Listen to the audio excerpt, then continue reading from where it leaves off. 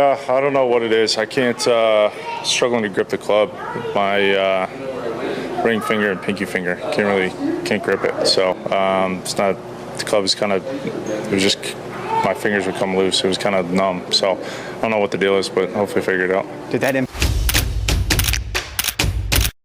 2 days before the U.S. Open tees off at Shinnecock Hills, and the field is already in chaos. A former world number one is fighting to even grip a golf club. And the list of big names who won't be stepping foot on that course is longer and more shocking than anything we've seen at a major in years. This is not a normal U.S. Open week. Shinnecock Hills is already one of the most brutal tests in all of professional golf. The rough is unplayable, the greens are borderline unfair, and the wind off Long Island turns good swings into disasters in seconds. But here is what nobody is talking about yet. The drama this week did not start on Thursday. It started right now. Before a single shot has been struck in competition, this U.S. Open has already been turned upside down by two stories that every serious golf fan needs to hear. And I promise you, by the end of this video, you will look at this championship completely differently. Before we get into it, if you are the kind of golf fan who wants the real story and not just the highlights, hit subscribe right now. We are pushing toward 15,000 subscribers, and every single one matters. Like the video, drop a comment, and let us get into it. Let us start with the absences, because this year's list of players not at Shinnecock Hills reads like a who's who of professional golf, and it should genuinely shock you. Every year, the U.S. Open qualifying process is ruthless. It does not care about your reputation, it does not care about your ranking, it does not care how many times you have been here before. You either earn your spot or you watch from home. This year, some massive names are watching from home. Marco Penge, currently ranked 47th in the world. His debut PGA Tour season was turning heads until a viral infection from last year's DP World Tour Championship derailed everything. He missed the cut at the PGA Championship, stepped away to recover, and has now officially withdrawn from the U.S. Open. His statement was simple. Health first, golf second, you have to respect it. But losing a top 50 player before the week even begins, that stings.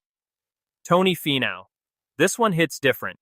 For years, Finau was the model of major championship consistency. 33 consecutive major starts. 33. He had not missed a major since Royal Birkdale in 2017. That streak is now over, and it ended in the cruelest way possible. One shot. He missed the alternate playoff by a single stroke during final qualifying. One shot separated Tony Finau from continuing one of the great major streaks of his generation. Golf is a brutal sport. Max Homa, 6 PGA Tour wins, 5 consecutive U.S. Open appearances, one of the most popular players in the game. And for the second year running, he will not be at Shinnecock Hills. He bogeyed the first playoff hole in a crowded 8-man battle for just 3 spots in Canada. The margin for error in this sport is absolutely razor thin, and Homa found that out the hard way again. Sergio Garcia, the former Masters champion, has had a roller coaster season. After Augusta looked like it might break him entirely, he bounced back on Live Golf with some genuinely strong performances, including a 4th-place finish at Valderrama, a course he practically owns. But final qualifying in Dallas did not go his way. And if that result stands, Sergio Garcia will miss 3 of the 4 majors this season for the first time in his entire professional career. Think about how long he has been part of this game. That statistic is staggering. Phil Mickelson, you already know the history here. 6 U.S. Open runner-up finishes, the one major that always escaped him. Phil has played just one event this entire season while dealing with a private family health situation, and Shinnecock Hills will happen without him. The last time the U.S. Open was here, Mickelson became the story of the week for hitting a moving ball on the 13th green, a moment that is still debated to this day. This week, there will not even be a chance for a new chapter. Tiger Woods. Whenever Tiger's name appears on a missing list, it changes the entire atmosphere of an event. The 3-time U.S. Open champion, the man who demolished Pebble Beach by 15 shots in the year 2000, the man who played on a broken leg at Torrey Pines in 2008. He will not be at Shinnecock Hills. His extended absence continues, and no matter how many times we have heard it, a U.S. Open without Tiger Woods is simply not the same tournament. Also missing are Rasmus Højgaard, sidelined with injury, Eugenio Chacarra, who left a qualifying playoff to catch a flight, and then went and won the KLM Open the very next week, and Thomas Detry, ranked 65th in the world, who came heartbreakingly close through 2 separate qualifying routes and was shut out both times. When you put all those names together, you start to realize just how savage the US Open qualifying process truly is. Greatness alone is not enough. You have to earn it. Every single year. But nothing on that entire list prepares you for what happened to Brooks Koepka. As significant as every single one of those absences is, there is a second story developing right now that might actually overshadow all of them combined. And this situation has gone from concerning to genuinely alarming in the space of 72 hours. Koepka arrived at the RBC Canadian Open looking like a man on a mission. He opened with a 64. Brilliant, sharp, aggressive, tied for the lead. His putting, which had been a problem for most of the season, suddenly looked like a weapon again. He followed it with a 68. Everything was trending upward. Everything pointed toward a man who was peaking at exactly the right moment, heading back to Shinnecock Hills, where he won the US Open in 2018, where he is a two-time champion, where he has more history than almost anyone in the field. It felt like a story writing itself. Then everything fell apart. During round 3, Koepka was visibly in trouble. He received treatment before his round. He received treatment during his round. Cameras caught him repeatedly alongside a physio. Around the 11th hole, he needed attention again. He posted a 72, his worst score of the week. But the scorecard was not even the real story. After the round, Koepka revealed what was actually happening. He could not grip the club properly. His ring finger and little finger were slipping. The club felt loose in his hands. And at moments his fingers were going numb.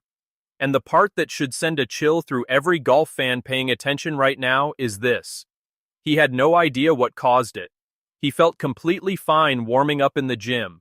He walked to the practice range, picked up a club, and something was just wrong. Out of nowhere. The next morning before the final round, Brooks Koepka officially withdrew from the RBC Canadian Open. Hand injury. No further details. No timeline. No clear diagnosis. Let us be very clear about what this means for this US Open. Brooks Koepka is not just another name in the field. He is a 5-time major champion. He is arguably the greatest major championship performer of his generation. And Shinnecock Hills is not just any venue for him. It is the place where he announced himself to the world as a back-to-back US Open champion. This was supposed to be a homecoming built on confidence and momentum and history. Instead, the question is whether he can even tee it up on Thursday morning. A healthy Koepka at Shinnecock Hills is one of the most dangerous players in the entire field. An injured Koepka is the biggest question mark of the championship. And right now, nobody, not his team, not the tour, not Koepka himself, can tell you which one shows up. That uncertainty changes everything about how this tournament sets up. So here is where we are. Tiger Woods is not here. Phil Mickelson is not here. Tony Finau's historic streak is over. Sergio Garcia is staring down a career first. And Brooks Koepka, the man who owns this golf course more than almost anyone alive, is fighting just to make it to the first tee. The US Open has not even started. And it is already one of the most dramatic weeks in recent major championship history. Shinnecock Hills does not care. The rough is still thick, the wind is still howling, and whoever survives this week will have earned it in every possible sense of the word.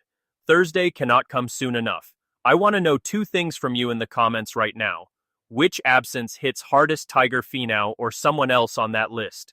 And do you think Brooks Koepka tees it up Thursday? And if he does, can he actually compete? Drop it below. Let us talk about it. If you are new here, this channel is built for golf fans who want real coverage, real opinions, and real stories. Subscribe, hit the bell, and help us get to 15,000.